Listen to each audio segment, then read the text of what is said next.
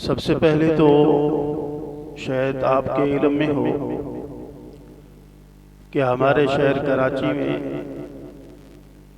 एक बदबख्त शख्स ने अमीरुल मोमिनीन खालुल मुस्लिमीन हज़रत सय्यदना मुआविया इब्न अबी सुफियान रज़ी अल्लाह ताला अन्हु की शान में गुस्ताखी की है और इंतहाई घटिया और मज़मूम अमल किया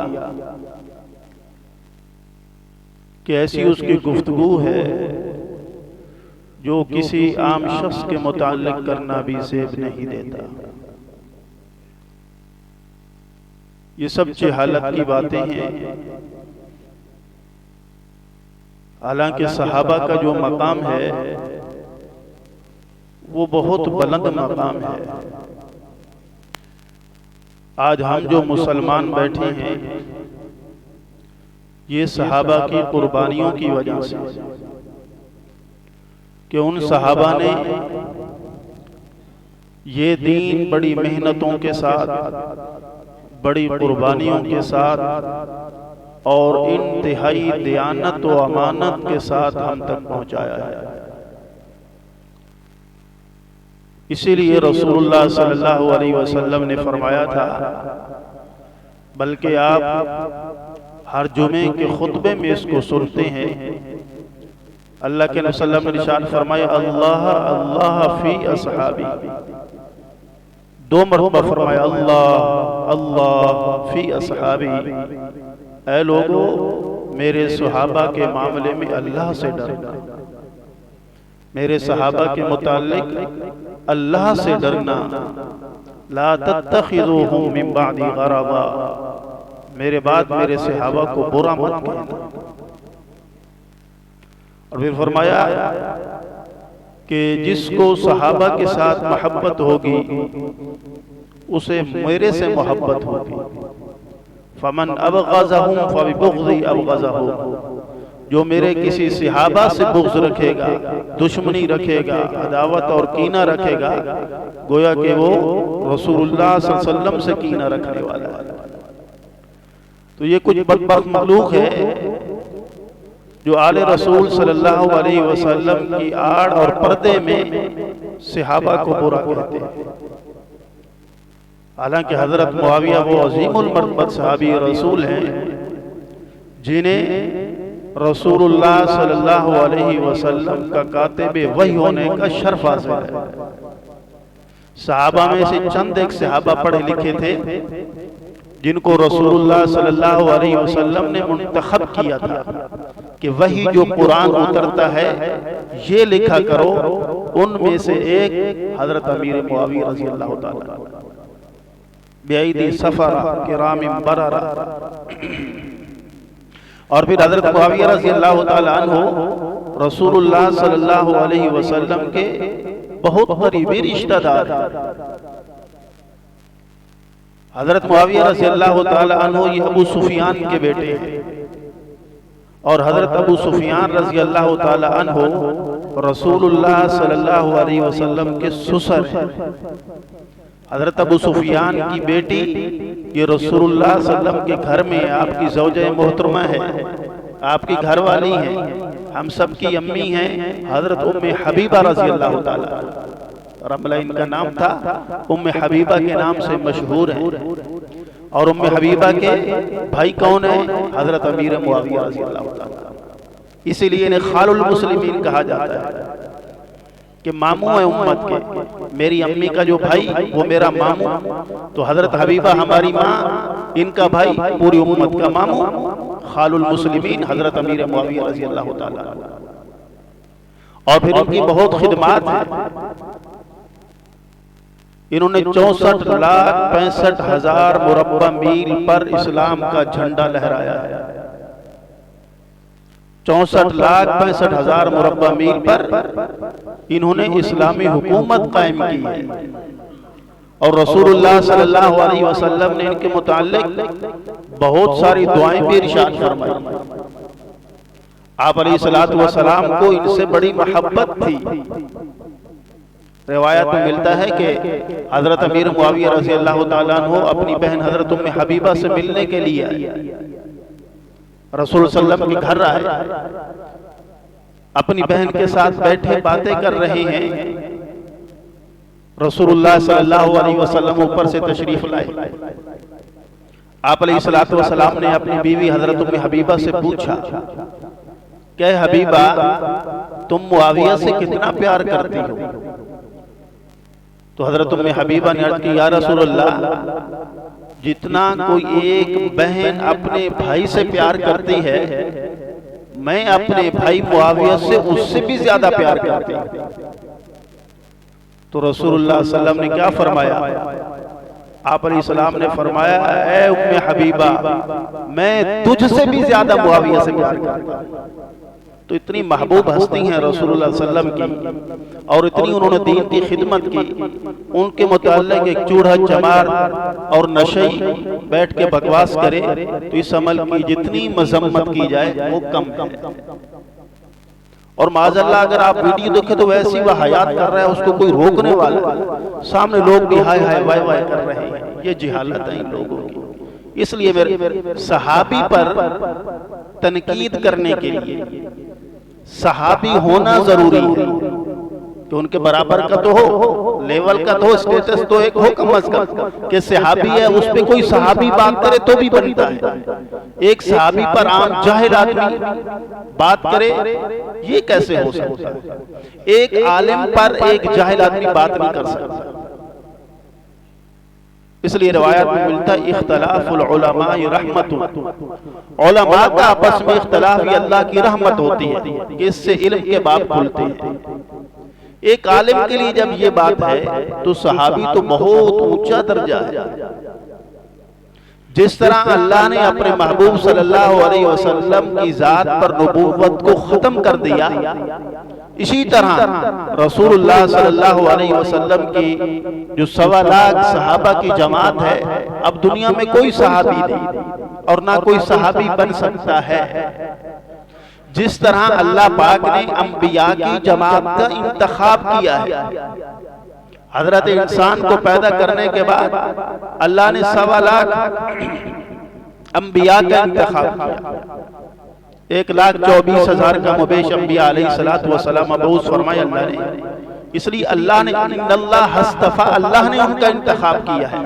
इसी तरह रसूलुल्लाह सल्लल्लाहु अलैहि वसल्लम की जो मुक़द्दस और मुतहहर जमात है, जिसे हम सहाबा रिज़वानुल्लाहि अलैहिम अजमईन कहते हैं, ये भी अल्लाह का इंतखाब है। और सहाबी किसे कहते हैं? सहाबी वो हस्ती होती है जिसने ईमान की हालत में रसूलुल्लाह सल्लल्लाहु अलैहि वसल्लम की सोबत को पाया और ईमान की हालत में इसी दुनिया से चला गया, वो सहाबी है। और सहाबी के लिए अल्लाह का क्या कानून है? कुरान मजीद की मुतअद्दिद आयात इस बात पर शाहिद और गवाह हैं कि उलाइका हुमुल फाइजून, सहाबी कामयाब है। उलाइका हुमुल मुफलिहून, सहाबा कामयाब है।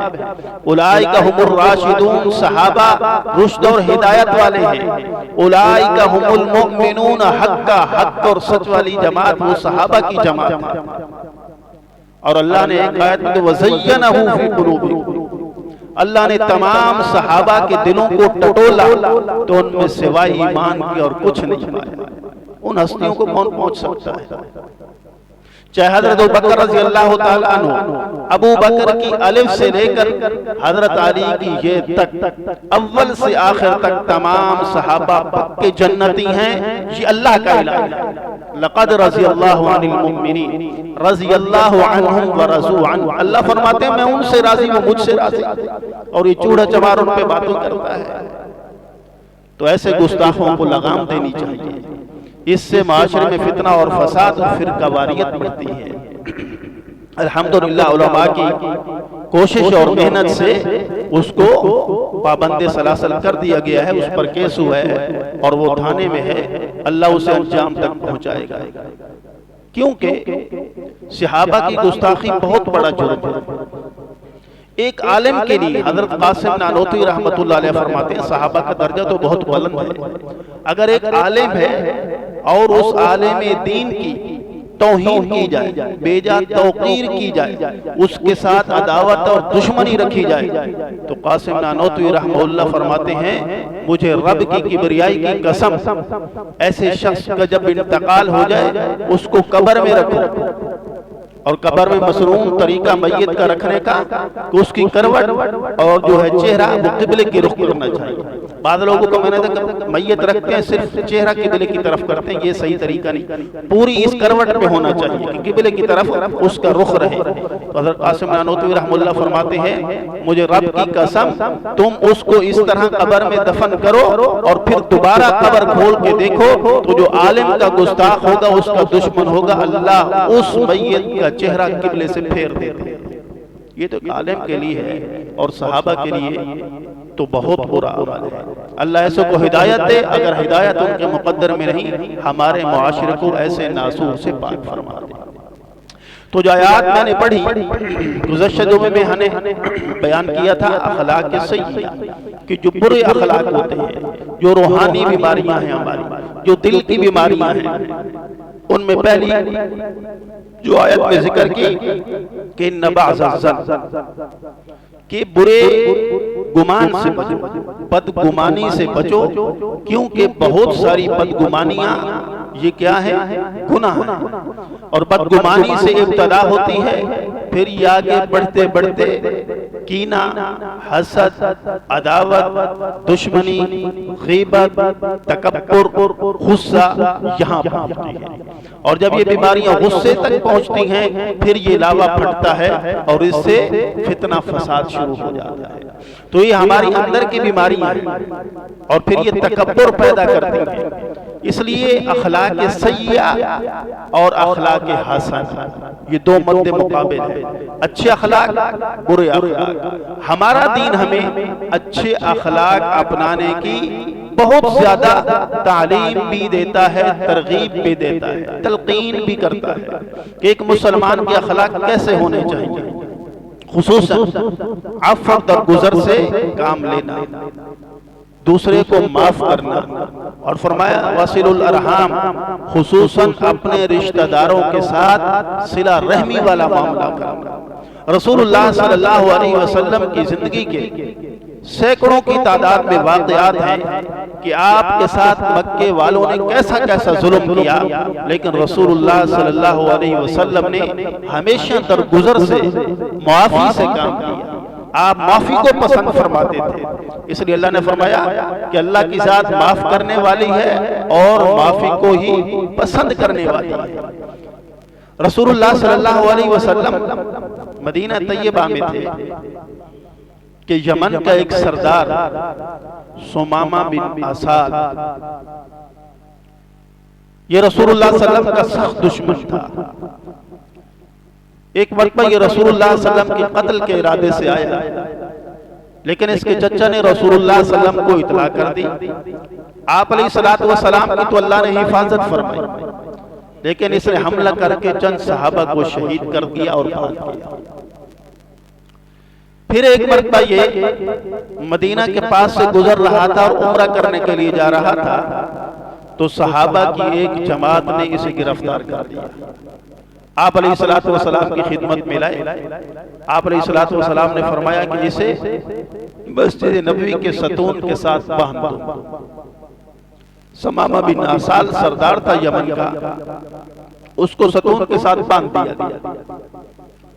आप अलैहिस्सलातु वस्सलाम उसके पास तशरीफ लाए और आपने उससे फरमाया, ऐ सुमामा बिन असाल तुम्हारा क्या हाल है?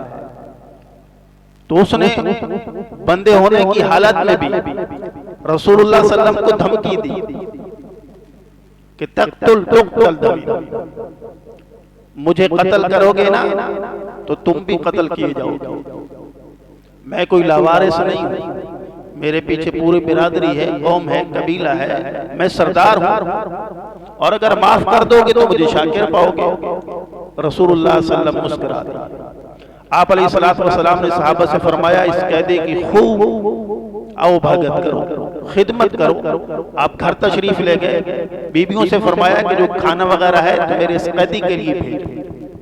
और अपनी ऊँटनी का दूध फरमाया धो करके सुबह और शाम मेरे इस कैदी को पिलाया करो। दूसरे दिन आप अलैहिस्सलातु वस्सलाम इसके पास गए। आप अलैहिस्सलातु वस्सलाम ने फिर इससे पूछा, सुमामा बिन असाल तुम्हारे क्या हाल हैं? फिर इसने आप अलैहिस्सलाम को धमकी दी। तीसरे दिन फिर रसूलुल्लाह सल्लल्लाहु अलैहि वसल्लम तशरीफ लाया और इससे पूछा, सुमामा तुम्हारा क्या हाल है? फिर इसने रसूलुल्लाह को धमकी दी। आप अलैहिस्सलातु वस्सलाम ने सहाबा से फरमाया, फक्कू, इसे छोड़ दो।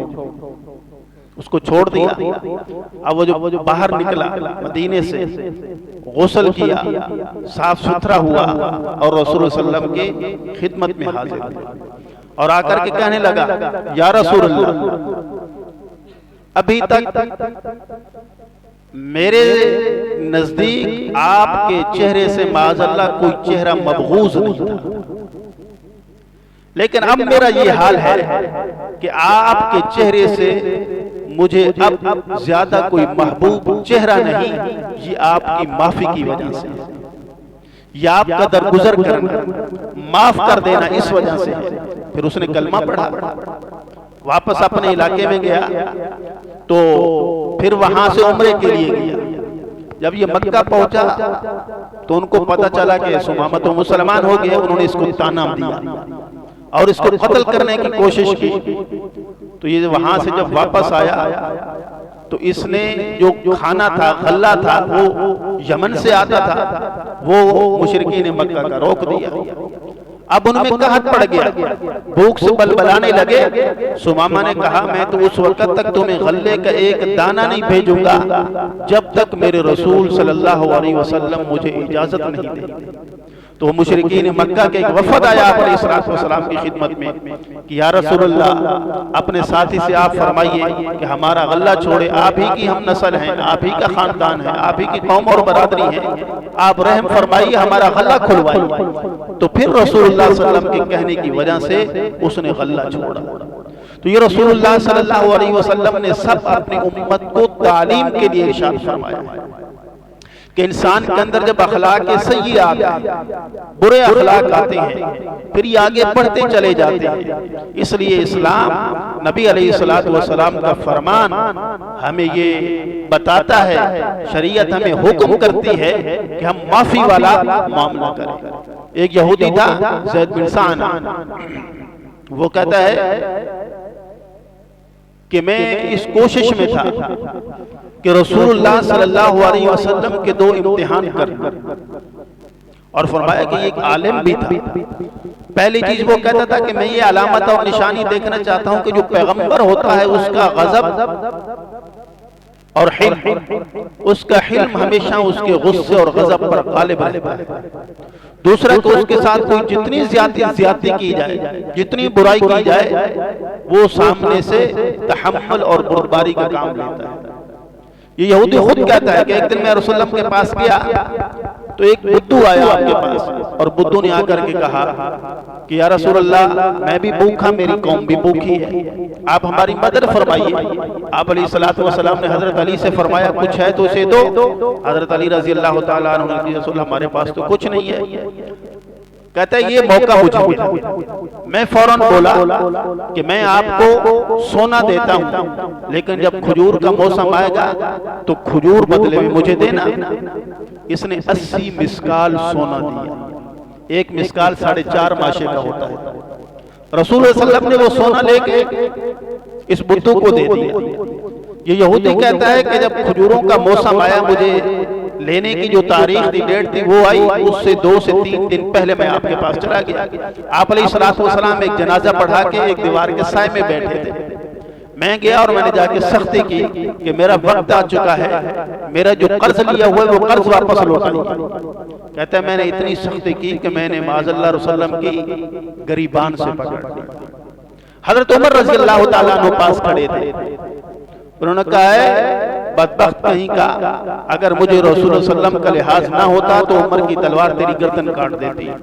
आप अलैहिस्सलाम ने फरमाया, ना उमर, ऐसे मत कहो, इसका मैं देनदार हूं, मकरूज हूं, मुझे कर्जा देना है। तेरा हक है कि तुम मुझे बोल कि इनका कर्जा अदा करो, ना कि लेने वाले को आप डांट रहे हो।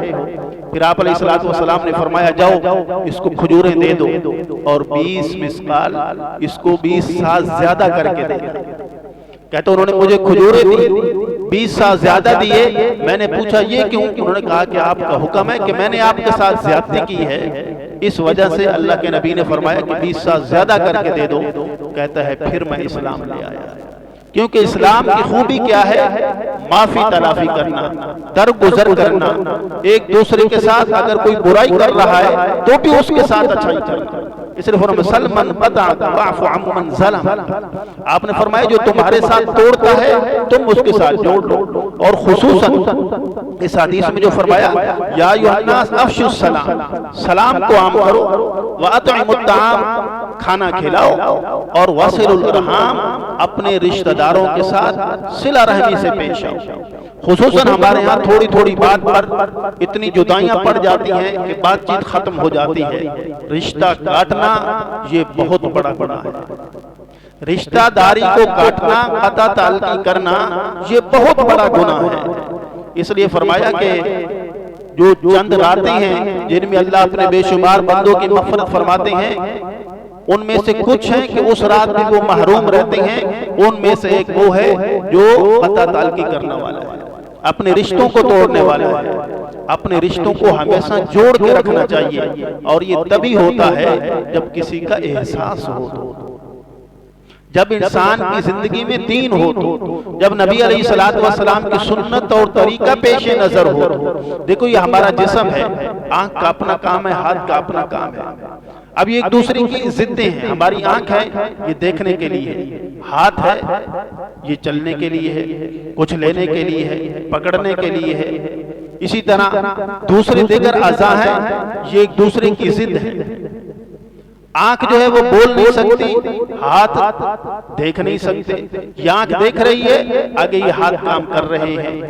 तो ये मुख्तलिफ चीजें हैं, लेकिन चल एक ही तरह की रही हैं, क्योंकि इन चीजों को जोड़ने वाली जो चीज है। अब ये नहीं कि मेरे हाथ पे अगर चोट लगी तो मेरी आंख से आंसू निकलता है, हालांकि आंख और चीज है, हाथ और चीज है। मेरे पेट में दर्द हुआ, डॉक्टर के पास जाना है तो पाँव मुझे लेके जाएगा। कभी पाँव ने ये नहीं कहा कि मैं डॉक्टर के पास नहीं जाता। कभी आंख ने ये नहीं कहा कि चोट तोगली पे लगी है और आंसू आंख से आ रहे हैं, ऐसा कभी नहीं हुआ। क्यों?